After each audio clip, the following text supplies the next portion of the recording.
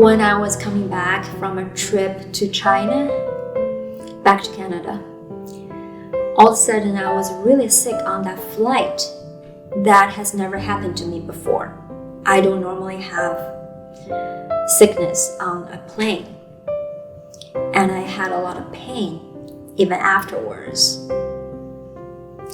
So I went to see my family doctor and he ran some tests on me. And they found out I had a big liver tumor.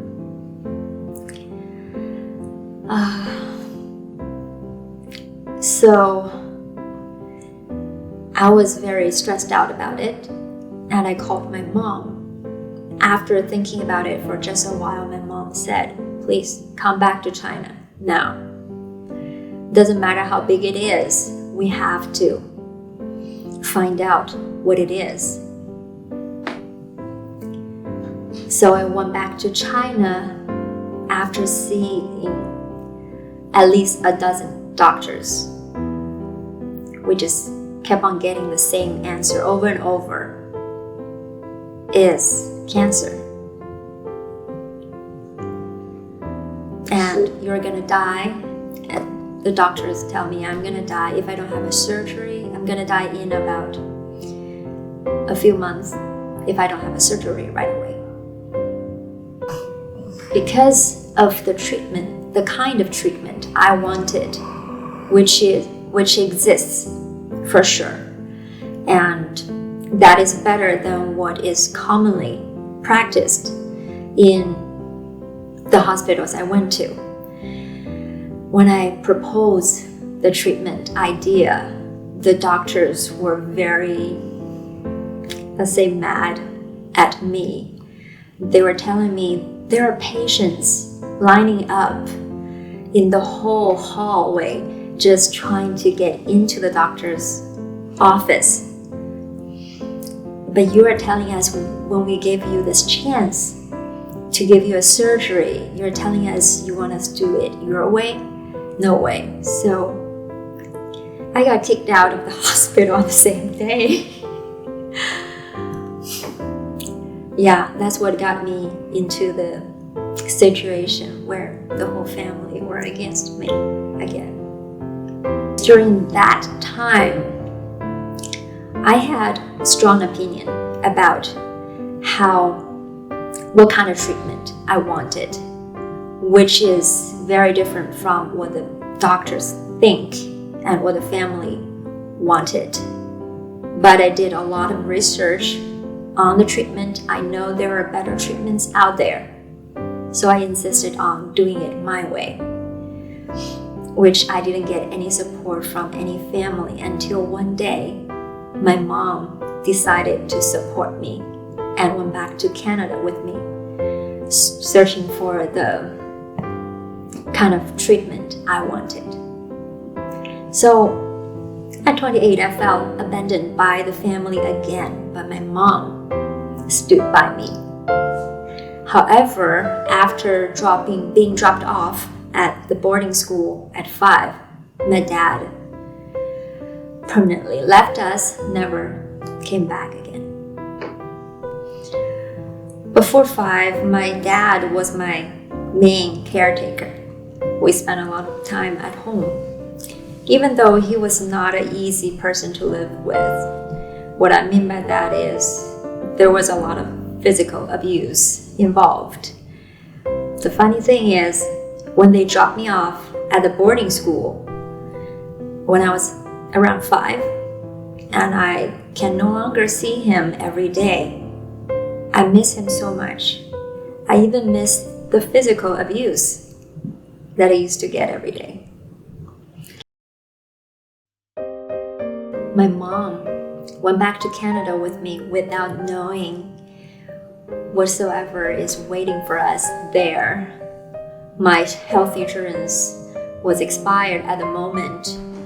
We might be facing, let's say, 6-figure medical expense out of pocket. And we still didn't know if there were any doctors in Canada who's willing to give me the treatment that I wanted.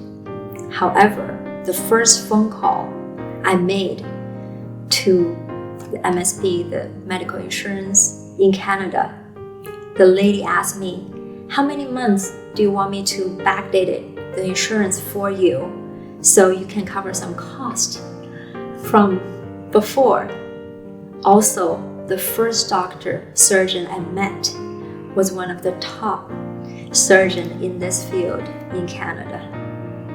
So, in a different country, we were hoping maybe the doctor has a different opinion on this tumor, but he came back with the same answer. It is cancer. And yes, the doctors in China were right. You have to have a surgery right away. So he put me in line with all the cancer patients. And in about 2 months, I got my surgery done. And he did it faster than he was expecting, 5 hours, but he did it in just 3 hours. It was very successful. Yeah. And my life was saved. So they ended up having to take 60% of my liver and my whole gallbladder because the gallbladder was completely covered in the tumor. And my scar is about from here to there.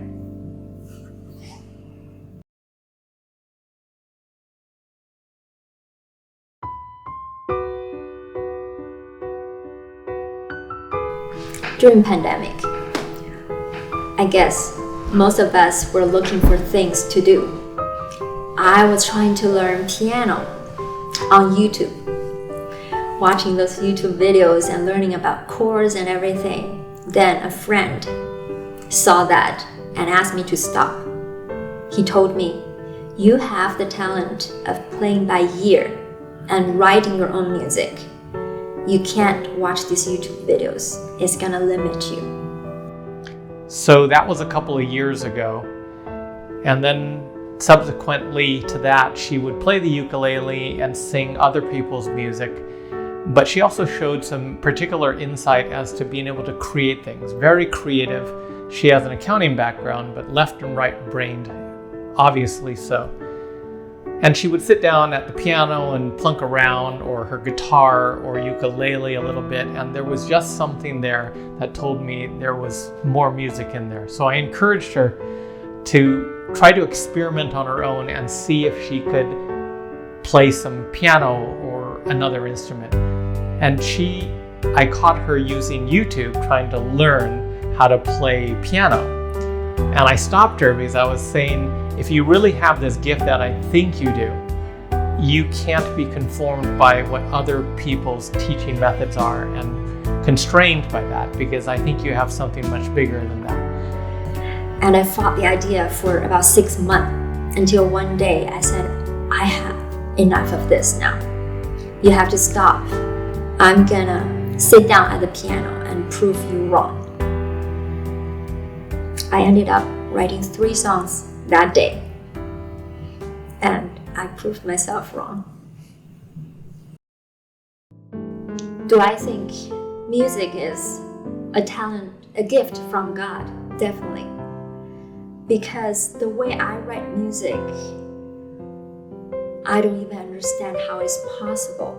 If I feel a strong emotion, either it's about my own story or I'm touched by someone else's story, I just start hearing melody, and that melody matches exactly that emotion.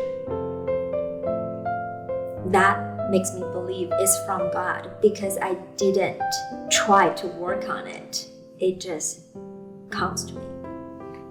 For example, when I hear someone's story and I'm really touched by it, I just feel a strong emotion from it. Then in my head, it's like my head is trying to complete that story. I see it in a form of movie. For example, the song It's Too Late to Love You. I see this couple, they love each other very much, but they just can't go on because staying together hurts more than separate. So because if that's the story, my head tried to complete it in a movie's form. I see them standing in the rain, waiting for two buses that are going to different cities, completely opposite direction. And they're about to each get on one. And once they get on that bus, they're never gonna see each other again. So that's how I see stories. Then the melody comes out to match that story. I didn't know how they were gonna decide at the end. Because of that, I couldn't finish my song for 3 months until I watched the last episode. Then I know how the song has to end. I quickly went to my regular writing spot, which is my bathroom. Then it just came out and finished the song beautifully. People sometimes ask me, where's the music coming from? For the longest time, I didn't know. Nobody in my family does music, not even close. So people don't understand. The family don't understand where I got the music from. I know the talent is not from me, it's from God, for sure.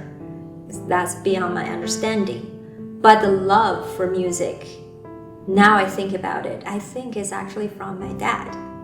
Because when we used to spend time at home every day, my happy memory was when we sit together and open the old songbook and sing every single song in the book. So when he left, I held on to the music.